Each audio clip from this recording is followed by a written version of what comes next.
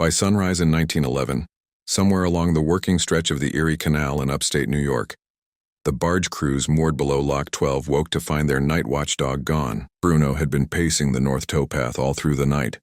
The lockkeeper and the deckhands swore they heard the chain dragging back and forth across the stone platform, heard the low, rhythmic click of claws on wet rock.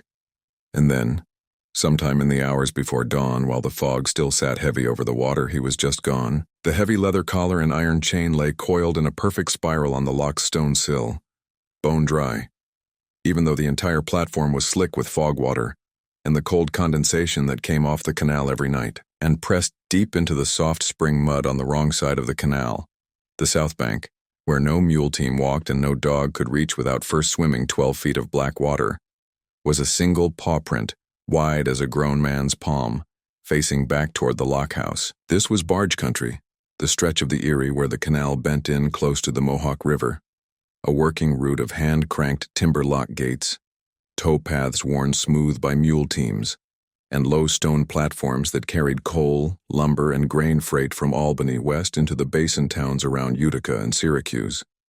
The air in that valley in early spring tasted like wet stone, pine tar, and engine grease from the packet boats. Fog rolled in thick off the Mohawk most nights between April and October, the kind that sat low and motionless over the water and did not lift until the sun burned through sometime past 8 in the morning. Lock 12 sat alone in that stretch, more than 3 miles from the nearest canal basin, manned by a keeper named Horace Lent, a man in his 50s, careful and steady, and his young assistant, a boy of 16 whose name was never written down. Both of them slept in a narrow plank shanty built not 50 feet from the upper gates, close enough to hear the sound of water when a barge came through in the middle of the night. Bruno belonged to the barge crews that worked the western freight run between Schenectady and Rome. He was a brindle mastiff, 140 pounds, broad across the chest and shoulders, with a square jaw and a coat the color of old barnwood streaked with black. He had been with the Lock 12 overnight run for 2 full years. The bargemen left him chained to a heavy iron mooring post, sunk into the north platform every night while they slept below in the narrow cabin bunks. Bruno paced the towpath in long, slow circuits, his chain scraping and clinking against the stone in a rhythm the lockkeeper could hear from inside the shanty, even with the door closed. He was steady, calm, and known by name to every crew and mule driver on that section of the canal. He did not bark at passing teams or strange men. A dog that size with that temperament was worth more than an iron lock on a cargo hold.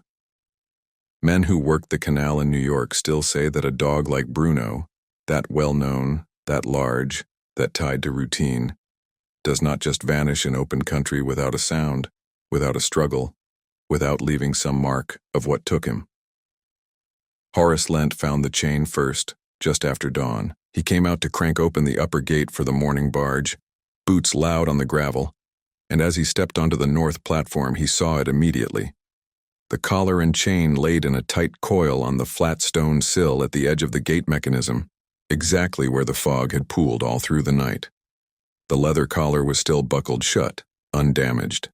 The brass ring at the end of the chain shone dull yellow in the weak early light. Horace stopped, stared, then bent down slowly and touched the leather with 2 fingers. It was dry, not damp, not cold, dry and faintly warm, as if it had been lying in summer sun. He straightened and looked down at the stone platform around his boots. The surface was soaked through, dark and slick with condensation and mist. He looked back at the collar. Dry as split kindling. Warm. That was the first impossible thing that morning at Lock 12 in New York.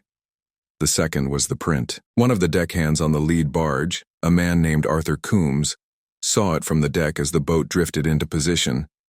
He pointed up toward the south bank and called to Horace, then climbed the narrow iron ladder bolted to the side of the canal and walked east along the soft mud path that ran parallel to the main towpath. The south bank was not used for mule teams.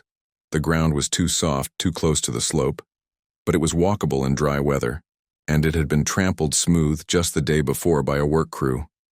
Now, sunk clear and singular in the dead center of that narrow path about 20 feet east of the lock itself, was the deep, unmistakable mark of a dog's front paw.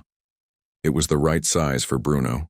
Wide, heavy, the pads clearly defined. The print faced north, back toward the lockhouse and the stone platform where the chain had been found. But the south bank was a full 12 feet across open water from the north platform where Bruno had been chained, and the canal in that section ran a steady 8 feet deep, cold and black. Arthur Coombs knelt down in the mud and placed his hand flat inside the print. The mud was cold. The edges of the paw mark were clean, sharp, pressed down with great weight, and then lifted straight up. There was no second print. No trail of paw marks leading up to it from the water. No trail leading away. The mud on either side, for 10 feet in both directions, had not been touched. Horace crossed the lock on the narrow catwalk and climbed down to join him. He stood next to Coombs in silence for a long time, staring at the print, then turning to look across the black water at the north platform, where the coiled chain still lay in the morning light. Neither man said what he was thinking. Neither wanted to be the first. By mid-morning, the barge crew and the lockkeeper had searched both banks of the canal for more than a mile in either direction.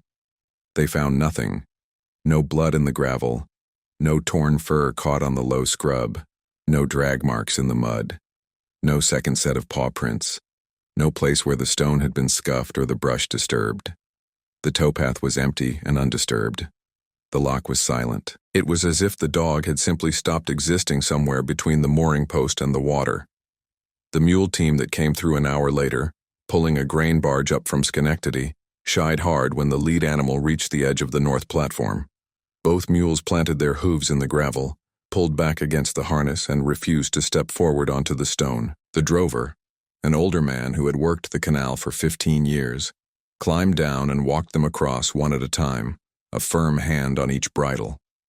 The head mule kept twisting its neck to look back over its shoulder at the dark water below the gate. Its ears were pinned flat. It did not calm down until it was well past the lock. One of the older deckhands, a man in his 60s who had worked freight barges on the Erie since the 1890s, pulled the younger bargemen aside that same morning and told them, in a voice low enough that the lockkeeper could not hear, "You do not walk this stretch alone after the fog comes in. Not anymore."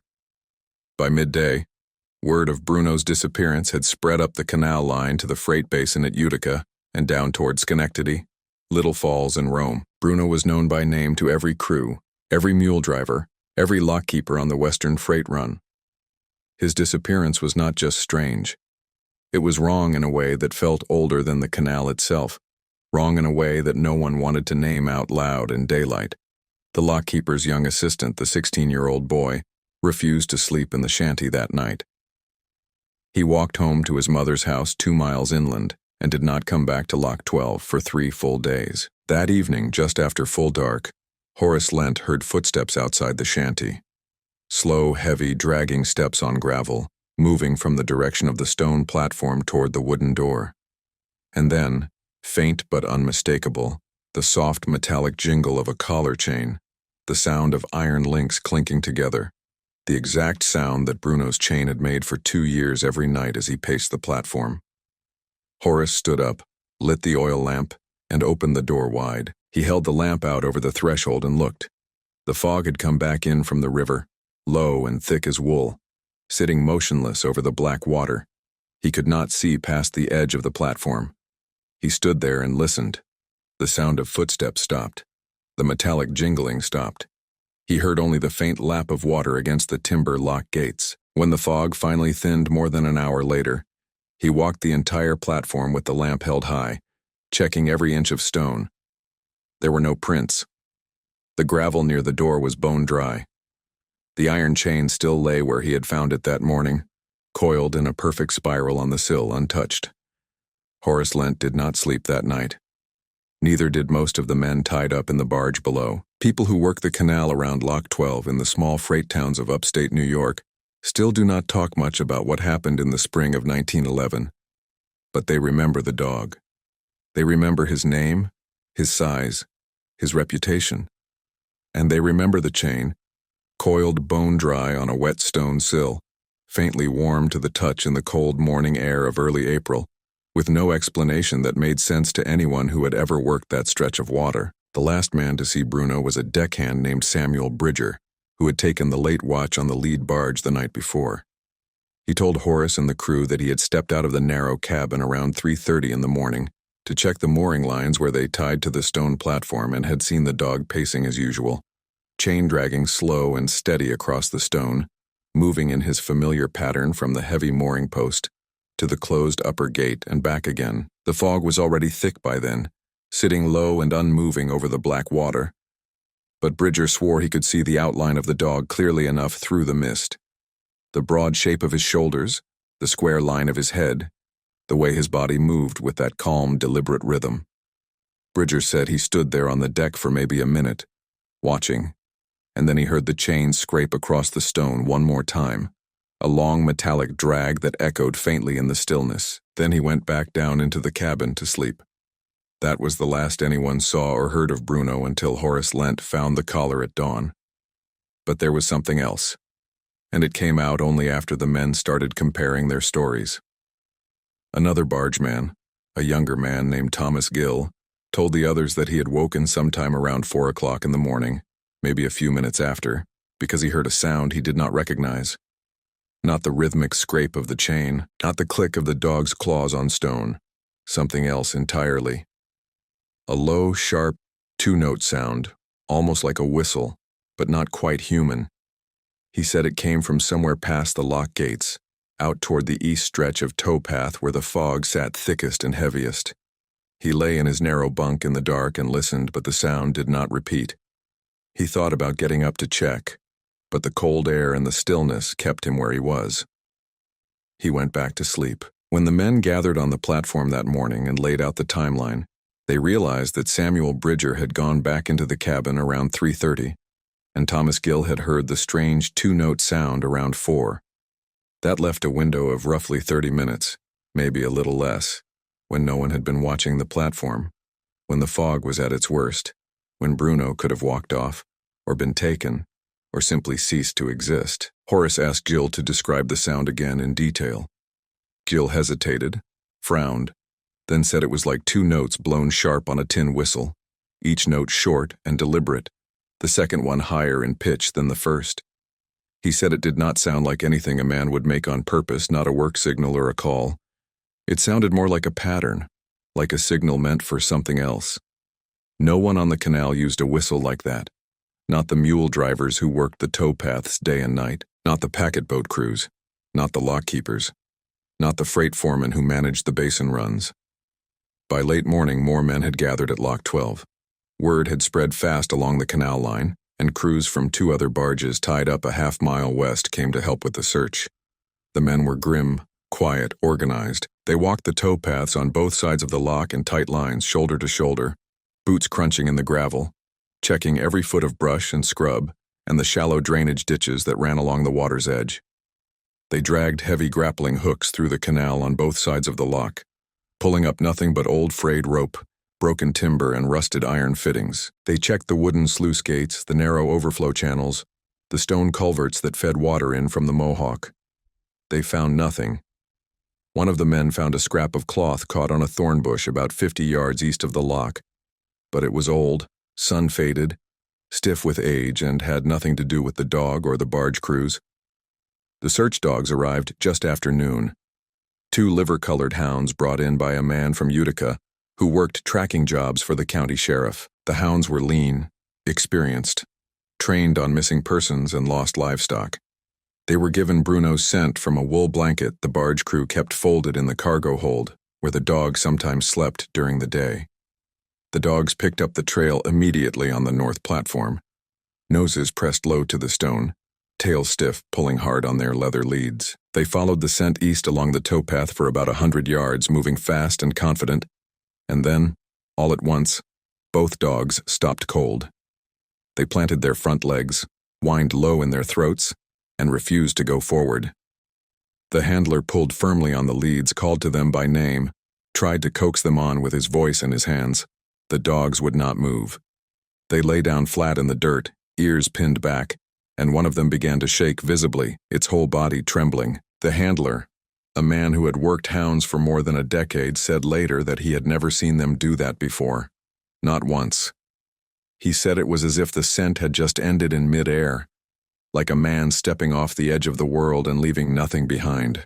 They tried again from the south bank, starting at the single deep paw print in the mud. The hounds sniffed the print carefully, circled it twice with their noses down, and then sat down in the dirt and stared across the black water toward the north platform. They would not follow anything. They would not track. They sat there, staring, and refused every command. By early afternoon, the men had covered every inch of accessible ground within a mile of Lock 12 in both directions. They had checked the water with hooks and poles. They had checked the banks, the brush, the ditches, the sluice channels, the overflow gates. They had walked the railroad trestle that crossed the canal a quarter-mile east. They had found nothing that made sense.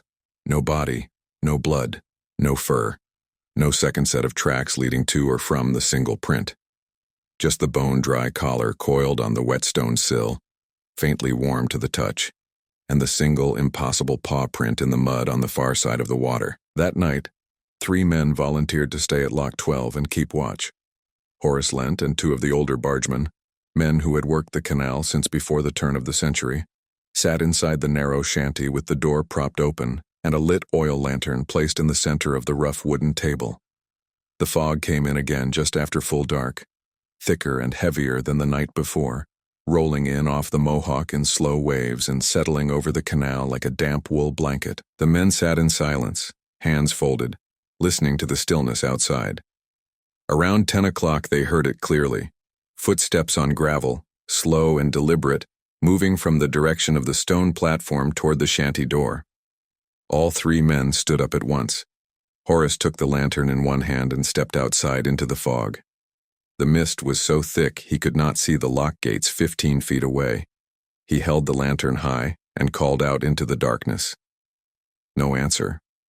The footsteps stopped. He walked slowly toward the platform, the other 2 men close behind him, their boots loud on the gravel.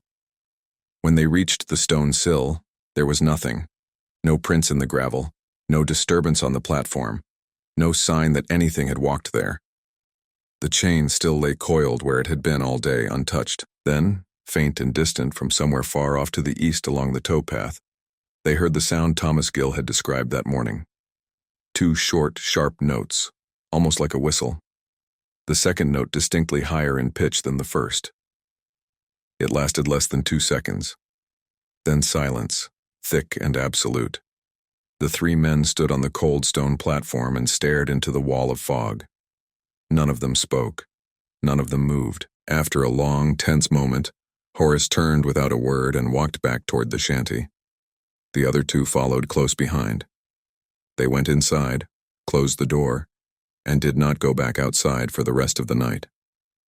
They sat at the table with the lantern burning until dawn. The older bargemen who worked the freight runs in New York began telling the younger crews a new rule that same week, and it spread fast along the canal line from Schenectady to Utica. If you tie up anywhere near Lock 12, you keep 2 men awake at all times.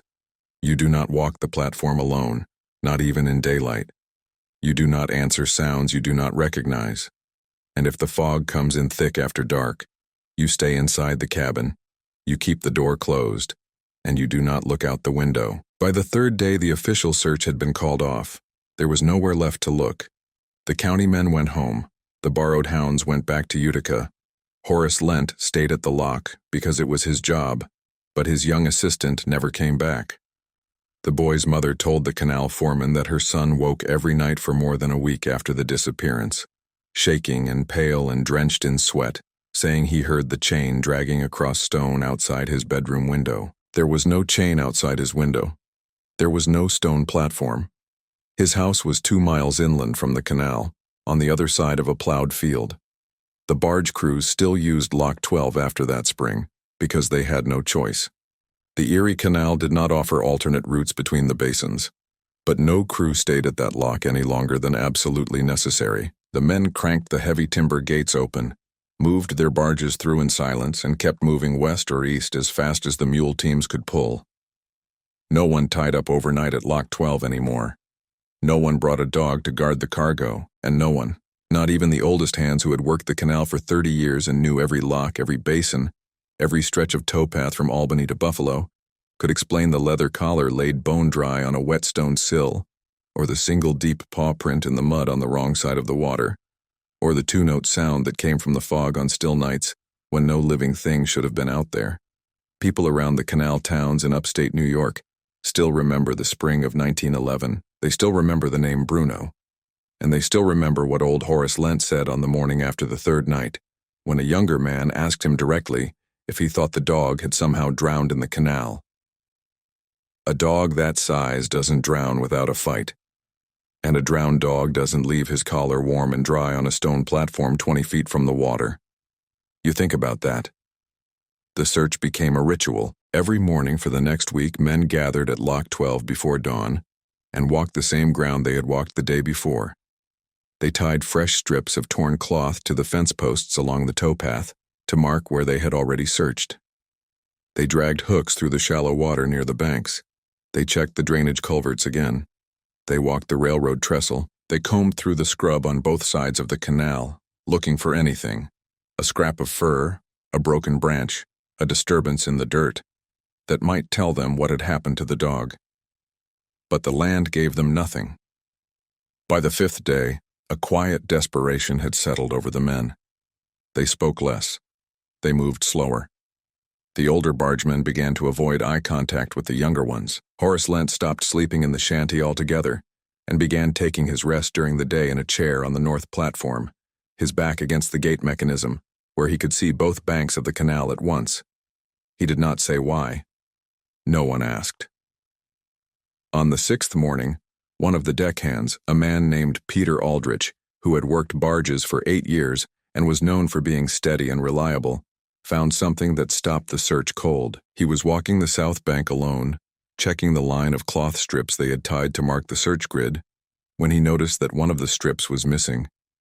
He remembered tying it himself 2 days earlier to a low willow branch about 30 yards east of the lock. The branch was still there. The strip was gone. He thought maybe the wind had pulled it loose, but there had been no wind that morning, and the knot he had tied was a double hitch, the kind that does not come undone on its own. He kept walking, counting the markers, and then he saw it. A new strip of cloth tied to a fence post 15 feet farther down the path. It was the same color, the same size, torn from the same bolt of fabric they had been using all week, but no one had tied it there. Peter Aldrich was certain. He had walked this section himself the day before, and the post had been bare. He called the other men over. They stood in a loose circle around the post and stared at the strip of cloth. It was tied with a clean square knot, tight and deliberate. One of the older men reached out and touched it. The fabric was damp with dew, like everything else along the canal that morning, but it had not been there long. The post underneath was still dry where the knot pressed against the wood. No one spoke for a long time. Finally, Horace asked if anyone had come out to the lock during the night. No one had. The barge crews had all stayed in their cabins. Horace himself had been awake in the shanty until well past midnight, and he had seen no one on the towpaths, heard no footsteps, no voices. The strip of cloth had appeared between midnight and dawn, tied by hands no one had seen. That same afternoon, something else happened. A young woman named Clara Mott, who lived in a farmhouse a half-mile north of the canal, came to the lock and asked to speak to Horace. She was pale, visibly shaken, and would not come onto the platform. She stood on the gravel path and told him that her younger brother, a boy of 10, had found something in the dirt near their barn that morning. She held out her hand. In her palm was a brass ring, tarnished green with age, attached to a short length of broken chain. Horace took it and turned it over slowly. It was identical to the ring on Bruno's collar. Identical in size, in weight, in the way the links were welded. Horace asked where the boy had found it. Clara said it had been lying in the center of the barn floor, right in front of the door, as if someone had placed it there deliberately. The floor had been swept clean the night before. The barn had been locked. Her brother had opened the door at dawn to feed the chickens, and the ring was there, lying flat on the swept dirt with no footprints around it. Horace held the ring up to the light. It was not Bruno's. Bruno's collar and chain were still coiled on the stone sill inside the lockhouse, where Horace had locked them away in a wooden box 3 days earlier. But this ring was the same. Too similar to be coincidence. too clean to have been lying in a barn for long. Clara Mott would not take it back. She said her brother would not go into the barn anymore, and her father had told her to bring it to the lock and leave it there. She set it on the edge of the platform, turned, and walked away without another word. That night, no one stayed at Lock 12. Horace Lent went home to his wife's house in the village for the first time in a week. The barge crews moved their boats a mile down the canal and tied up at a wider section of towpath where the fog did not sit as thick. The lock sat empty and silent under a clear sky, but the next morning when Horace returned, he found the brass ring gone from where Clara Mott had left it. And in its place, laid flat on the stone sill next to the box where he had locked the original collar and chain, was a single folded piece of paper. Horace picked it up with shaking hands and unfolded it carefully. The paper was old, yellowed, torn at one edge. Written on it in faint pencil, in a hand he recognized immediately, were 4 words. Check the fence line. It was Bruno's owner's handwriting. The bargeman who had kept the dog for 2 years, a man named William Thorne, who had taught the dog to pace the platform, who had fed him and chained him and trusted him with the cargo. William Thorne had been dead for 6 months. He had drowned in the canal near Schenectady the previous October when his barge overturned in a storm. His body had been recovered 3 days later, a mile downstream. Horace had been at the funeral. Horace stood on the platform and stared at the note. The handwriting was unmistakable. He had seen it 100 times in the ledgers, in the cargo logs, in the notes William used to leave for the lock crews when he came through at night. The slant of the letters, the way the capital C looped at the top, the spacing. It was his. But William Thorne was dead, and the note had appeared overnight in a locked building. Horace showed the note to the other men. No one wanted to touch it. One of them suggested it might have been in the box with the collar all along, that maybe Horace had missed it the first time. But Horace had emptied that box himself, checked every corner, wiped it clean before locking the collar inside. The note had not been there. Someone else said maybe it was a cruel joke, that someone was playing with them, that anyone could fake a dead man's handwriting if they tried hard enough. But no one on the canal had reason to do that, and no one had been inside the lockhouse. The door had been locked. Horace kept the only key. They did what the note said. They checked the fence line. A group of 6 men walked the entire length of the wire fence that ran along the north side of the towpath, from the lock east for more than half a mile. They checked every post, every strand of wire, every gap in the brush, and at the farthest point they had searched, where the fence turned north away from the canal and disappeared into a stand of scrub pine, they found something. Bruno's collar, not the one locked in the box. A second collar, identical in every detail, lying flat on the ground at the base of a fence post. The leather was clean. The brass fittings shone. It was dry, even though the ground around it was damp with morning dew. And it was warm. One of the men bent down and touched it, then pulled his hand back as if he had been burned. The leather was warm, faintly, unmistakably, as if a living animal had just slipped free of it moments before. No one picked it up. They marked the spot with a pile of stones and walked back to the lock in silence. After that, the talk began. Some said William Thorne had enemies, men who owed him money or held grudges from years past, and that maybe one of them had done something to the dog as a message. Others said the dog had wandered off and died somewhere in the scrub, and that everything else, the warm collar, the note, the second ring, was just coincidence and bad luck piling up in a way that made people see patterns where there were none. A few whispered that the land along that stretch of the canal had always been strange, that mule drivers had complained for years about animals refusing to cross certain sections of towpath at night, and that maybe Bruno had walked into something that was not meant for dogs or men to see. But no one said out loud what most of them had started to believe, that something had taken the dog, something that left no tracks, something that could move a chain without sound, place a note in a locked room and leave a collar warm on cold ground in a place no living hand could reach. The older hands who worked the canal in New York told the younger ones a new rule that week, and it stuck. You do not check the fence line alone. You do not walk that stretch of towpath after the fog comes in. And if you hear 2 short notes, high and low, coming from past the lock gates, You do not answer. You do not look. You go the other way. Horace Lent kept working lock 12 because it was his job and because no one else would take it.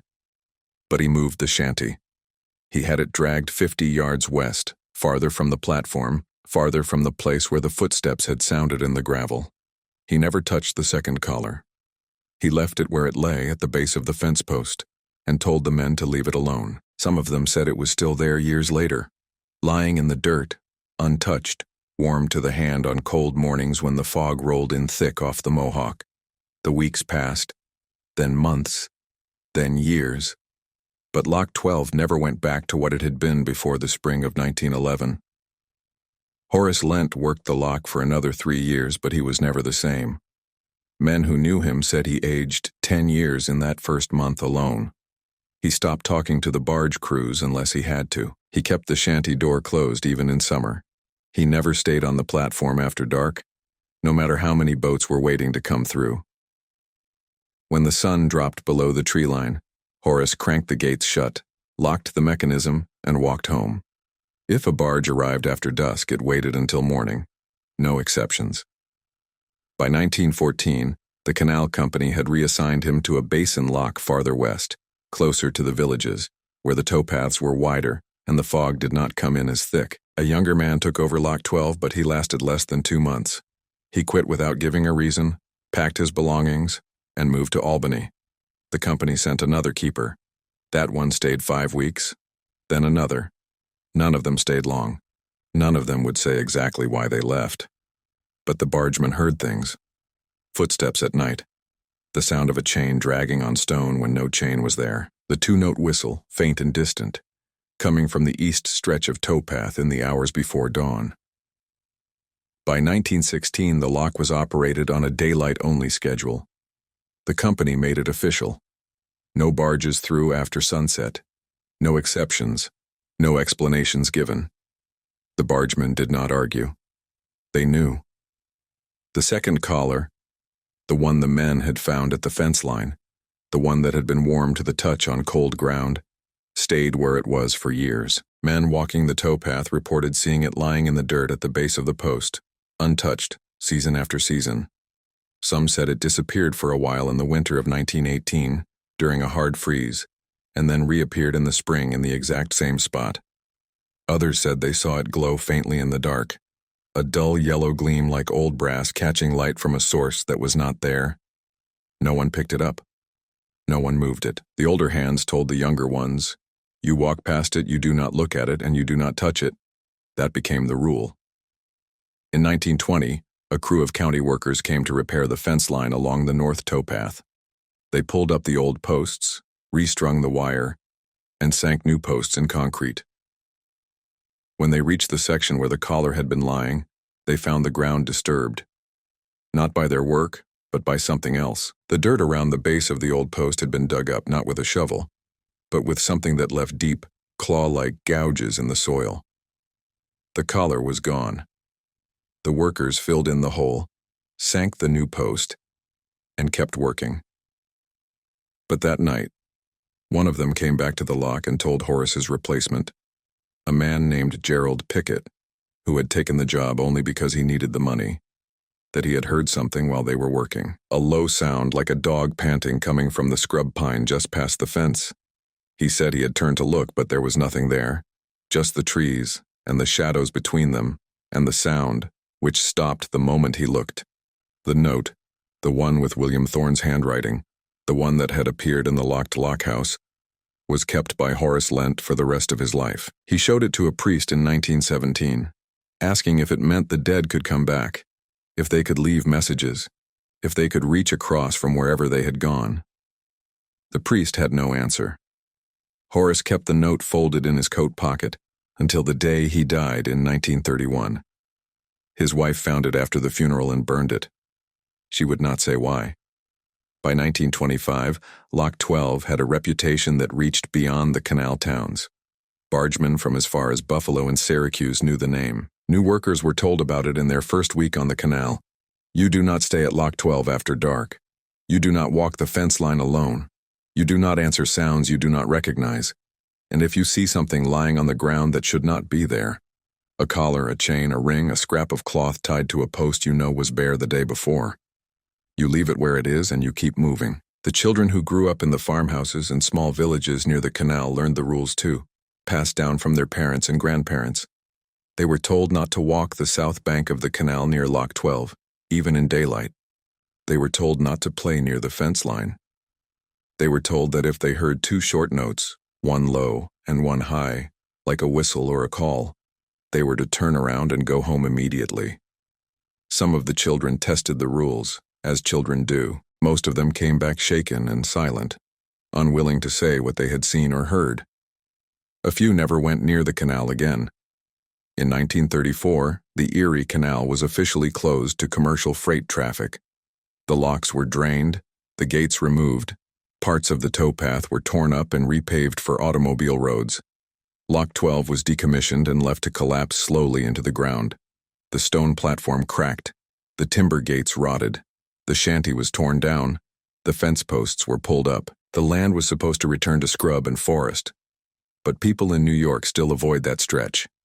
Even now, decades later, locals will not walk the old towpath near where Lock 12 used to stand. Not after the sun goes down, not when the fog rolls in off the Mohawk. Hunters will not set up blinds in the scrub pine past the north fence line. Fishermen will not cast lines in that section of the old canal bed. There is no official reason, no posted signs, no stories in the newspapers, just a quiet collective agreement that some places are better left alone. In the 1970s, a historical society tried to restore part of the old canal for tourism. They rebuilt a section of towpath, cleared the brush, put up informational plaques about the barge trade and the lock system. They avoided Lock 12. When asked why, the project supervisor said simply that the land there was unstable and not suitable for foot traffic. That was the official reason. The real reason, according to men who worked the restoration crew, was that tools went missing from that section of the site. Chains, ropes, hammers. Small things, always at night. Always from the area nearest where the old lock had stood. And twice, workers reported hearing a sound in the early morning hours before the crew arrived. Two short notes, high and low, like a signal, coming from the trees where the fence line used to run. The restoration was completed everywhere except that one stretch. The towpath now has a gap, a section where the trail simply ends and picks up again a quarter-mile farther east. The historical markers do not mention Lock 12. The maps label it as overgrown or inaccessible. People who hike the trail do not ask why. They walk past the gap, stay on the marked path, and keep moving. There are three versions of what happened to Bruno in the spring of 1911. The human version says the dog wandered off, got caught in the current, drowned somewhere downstream, and that everything else, the warm collar, the impossible paw print, the note in a dead man's handwriting, was coincidence, confusion, and fear feeding on itself in a close community. The natural version says the dog was taken by a wild animal, maybe a bear or a pack of coyotes, and that the strange details were misremembered or exaggerated over time. The way all stories change when they are told and retold. The impossible version says something else was out there in the fog that night, something that walked the towpath, something that knew the dog's name and the rhythm of his chain, something that left no tracks because it did not need to, something that moved through the world in a way that did not follow the rules men expect. Most people in New York, if you ask them directly, will tell you the first version, or the second. They will not tell you the third, not out loud, not unless you have worked the canal yourself, or walked that stretch of towpath in the fog, or heard the two-note sound that comes from past the fence line on certain nights when the air is still and the Mohawk runs cold and black under a moonless sky. But ask them why they still will not walk that section of the old canal after dark, why the historical trail has a gap where Lock 12 used to stand, why their grandparents told them never to answer a sound they did not recognize, and they will look at you for a long moment and say nothing. Because some questions do not have answers that make sense in daylight, and some stories, no matter how many years pass, do not fade. They just wait, quiet and patient, in the places where they happened. Which version makes sense here? The human one, the natural one, or the impossible one nobody in New York dares to say out loud?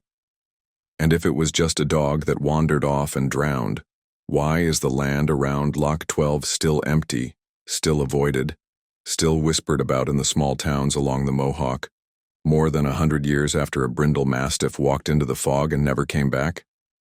Subscribe so you don't miss the next story.